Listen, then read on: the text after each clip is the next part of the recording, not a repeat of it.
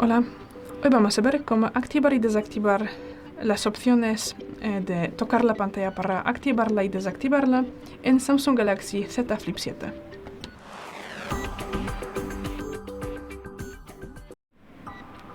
Para esto pasamos a los ajustes. Luego tendremos que bajar y buscamos la pestaña Funciones avanzadas. Aquí. Tras eso entramos en Movimientos y Gestos. Y aquí activamos dos posiciones. Doble pulsación enciende pantalla. Y aquí también doble pulsación apaga la pantalla.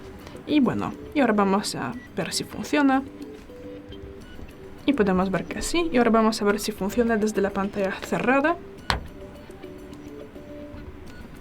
Y podemos ver que sí también. Y ya, es todo. Gracias por ver el vídeo, denos un like y suscríbanos. Hasta luego.